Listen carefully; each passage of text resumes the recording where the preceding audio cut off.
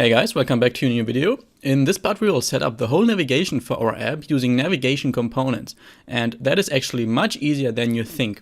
So in this project we will have a single activity and several fragments, and with a navigation components library we can easily define transitions between our fragments.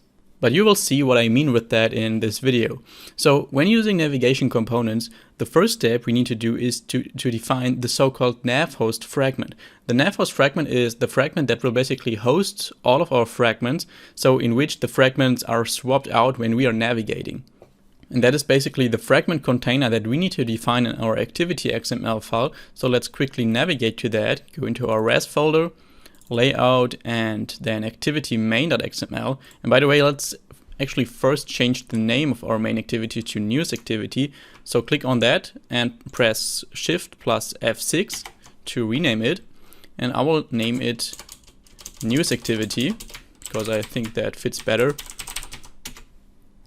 And also do the same for the activity main XML file. Click on that, press Shift plus F6 and name it activity news. And then we can just open our activity news, go into the XML view, and here's our frame layout, which will contain our fragment. So what we want to do here is we want to just create a normal fragment tag here, open that up, the width and height will be match parent. I will give it an ID of news nav host fragment. So that will be our nav host fragment that replaces all of our fragments when we're navigating. And we also have to add a property which probably doesn't give us suggestions, but just write app colon default nav host, so that we define this as the default nav host fragment, set that to true, and also set app colon nav graph equal to add navigation. We haven't created that yet, but that will be one of the next steps. And I will call it news nav graph. And you will learn how to create this nav graph and what this is actually for.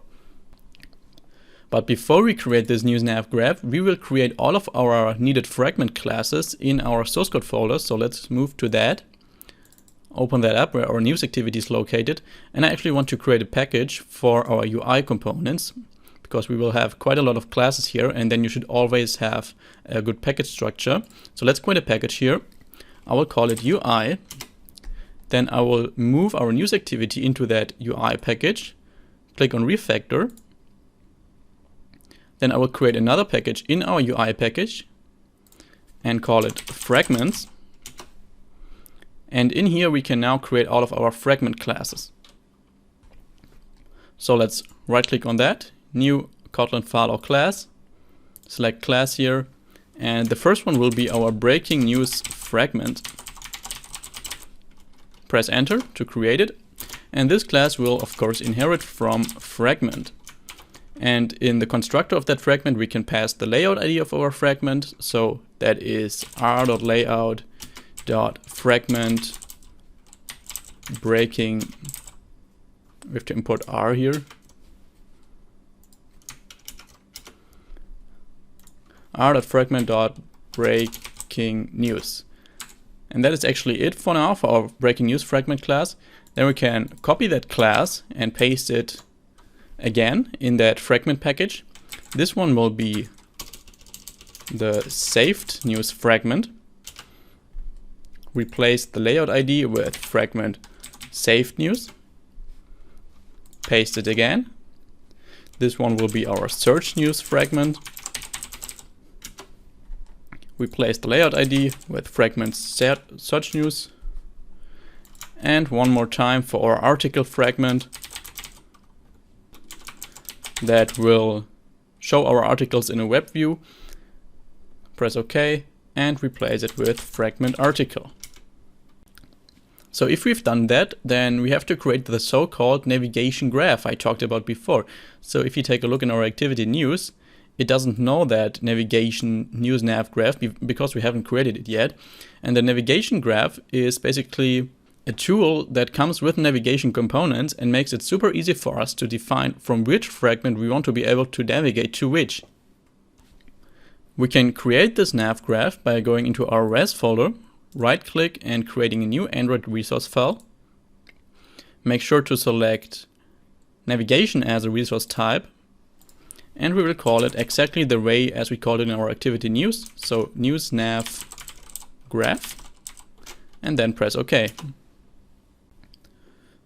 And that is just a normal XML file, but it has a visual editor. But first of all, you can see that we get a little error here, and it says this navigation graph is not referenced from any layout files. And to solve that, we need to go back into our activity news XML file, and we need to actually tell our news navhost fragment that this is the actual navhost fragment. And for that, we need to add a name attribute, Android:name, and the name of that will not appear in this list here, but we have to write androidx.navigation.fragment.navhostFragment. And then you will see that the whole name stays in green. That means you typed it correctly. And if we go back into our news nav graph XML now, you may see that the error is still there. Then we might need to rebuild our project so navigation components actually recognizes the change. So click on build, rebuild project. And after that, you can see the error is gone. And now we can actually switch into the visual mode of that navigation graph by clicking in the top right corner, just as for normal XML layout files. And you can see it's an empty graph currently because we didn't define any transitions. And you can see we have our activity news as a host, which is our news nav host fragment. If this doesn't appear for you, and it tells you something like it didn't find the fragment, then it might help to just close this news nav graph XML file and reopen it. So now we can click on this little plus icon in the top here to create a new destination, so we can add all of our fragments now to our graph. I will start with the breaking news fragment because that will be our home fragment, the fragment that shows up at first. So click on that and you can see it adds it up to our graph. And we will do this for each of our fragments, so also for the search news, the save news fragment, then the search news fragment, and our article fragment. And then you can see we can just drag them around in this box here. I think it's a really cool editor. And if you now go back into the XML file of that nav graph, then you can see Android Studio added our fragments behind the scenes. So that is actually what this will do. We just have a visual representation of our nav graph, but the actual nav graph is written in XML. And now we need to think of the transitions we want to have between our fragments. Because we have a bottom navigation view, we don't need to define the transitions between our breaking news fragment, our saved news fragment, and the search news fragment, because all of those will belong to our bottom navigation view, and the bottom navigation view itself will handle that. But what we need to do is to define a transition from each of those fragments to the article fragment, because each of those fragments displays news in a recycler view, and when we click on a single article, we want to open the article fragment, so it will actually display that news article in the web view. And we can super easily define those transitions by just rearranging that a little bit, and then we can simply click on our fragment and you can see that little dot here that is just similar to a constraint layout. We can drag that dot to the article fragment. So by doing that, we define a transition from our breaking news fragment to the article fragment, so that we will be able to navigate from our breaking news fragment to our article fragment when we click on an article inside of our breaking news fragment. And we want to do the same for our saved news fragment and for our search news fragment. And to actually rearrange that a little bit more beautiful, then we can simply click on those 2 or 3 stars in the top here, and Android Studio will find a little bit more beautiful way. It's not that nice. Let's actually do it a little bit like this and click again. No, it doesn't want it. In my own app that looked better, but that really doesn't matter, so don't worry about that. But if we now go into our XML code again, then you can see that Android Studio inserted those actions here within our fragment tags. And you can see for our breaking news fragment, we now have an action from the breaking news fragment to our article fragment. And in our Kotlin code, we can later easily use that action to execute that transition. And what I want to do now with this action is to actually add animations to our transition, which is also very easy to do. You can see that I already included an anim folder with 4 sliding animations in this project. And we can easily add these animations by defining an enter anim here in our action. That will be slide in right. Then we have an exit animation that will be slide out left.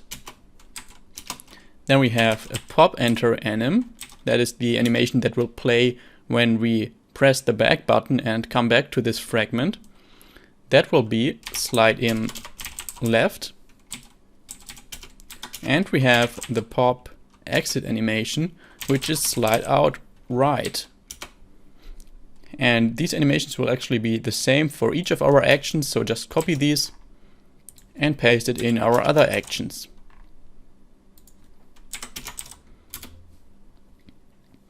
And the next step we need to do is to actually create a menu file for our bottom navigation view. You should already know how to do that. So let's go to our res folder, create a new Android resource file, select as a resource type menu, and I will call it bottom navigation menu. Then press on OK. And inside of this menu, we will add 3 menu items, open a tag item. The ID of that must be the exact same ID that we defined in our news nav graph. So it must be breaking news fragment for the menu item that navigates to the breaking news fragment. Otherwise it won't work. So we need to write breaking news fragment here. Then as a title, I will choose breaking news.